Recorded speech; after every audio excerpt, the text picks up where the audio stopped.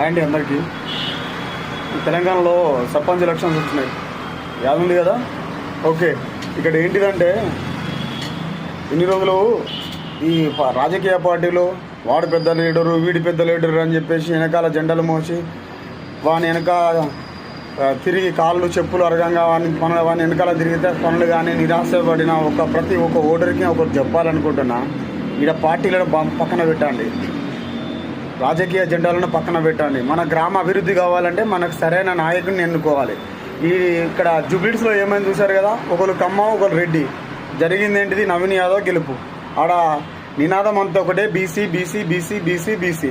ఈ బీసీ నినాదం ఏంటి అంటే ముస్లిం మైనార్టీలను క్రిస్టియన్ అని ఆయన ఇండిపెండెంట్గా గెలిచినప్పుడు కూడా వాళ్ళని ఏకం చేసుకున్నాడు. వాళ్ళు ఏమైందంటే మా లీడరు మా ప్రజానాయకుడు అని చెప్పేసి ఆయన ప్రజల మద్దతు బాగా ఉండి గెలిచిండు. ఇక్కడ మీరు విలేజ్లలో కూడా ఏం చేయాలంటే పక్కా ఇది మీరు సరైన నాయకుడు ఎన్నుకోండి, రాజకీయ జెండాలను పక్కన పెట్టండి. చూస్తున్నారు కదా, నల్గొండ డిస్ట్రిక్ట్లో వాళ్ళకు నామినేషన్ వేసినందుకు కోమటిరెడ్డి ఇంకారెడ్డి వాళ్ళు వారిని కిడ్నాప్ చేసి ఉచ్చదాగిపించి చాలా చిత్రహింసలు పెట్టిండ్రు. ఎప్పుడో నిజాం పాలన జరిగినది, నక్సల్ రాజ్యంలో జరిగినది. ఇప్పుడు ఈ రోజుకి కూడా అది మన దగ్గర దాకా, మన ఇంటి గడప దాకా ఇట్లాంటివి జరుగుతుంది. తెలివైనోడు నాయకుడు ఎవడైతే ఏంది, మనోడు ఇన్ని సంవత్సరాలు రాజకీయ జెండాలు మోసి వాళ్ళ వెనుక తిరిగిన మనోళ్లకు అవకాశం దొరకట్లేదు.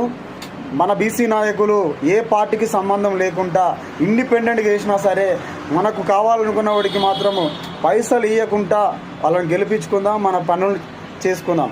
ఇంకొకటి ఏంటిదంటే ఈ పార్టీకి గెలిస్తే మనకు ఈ పథకాలు రావు, ఆ పథకాలు రావు అని నిరుత్సాహం పడకండి. ఏ పార్టీ గెలిచినా, ఏ పార్టీ అధికారంలో ఉన్నా, ఇండిపెండెంట్గా గెలిచినా మనోళ్ళను మనము అందరం కలిసి ప్రభుత్వాన్ని నిలదీసి మన పథకాలను నెరవేర్చుకుందాం. ఇంకొకటి, ఈ దేశంలో ఒకటి మారాలి. నక్సలైట్లు ఈ మధ్యనే అడుగులను వదిలిపెట్టి జన సమూహంలో కలుస్తున్నారు. We are happy. ఇంకొకటి ఏంటిదంటే జనాలలో ఏంటి రావాలంటే పైసలు ఇవ్వకపోతే నేను ఓటు వేయను, ఓటు వేసిన వీడు ఎవడు నిజాయితీ పరుడు లేదని నీతులు చెప్పినోడు ఓటు వేయకుండా ఉండకపోవడము, వీరిద్దరూ ప్రమాదకరమే. కాబట్టి పైసలు తీసుకోకుండా ఓట్లు వేయండి, మంచి లీడర్ని ఎన్నుకోండి.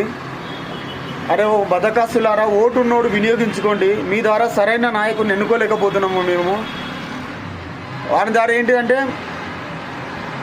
ఇది సమాజం చాలా పొల్యూట్ అవుతుంది.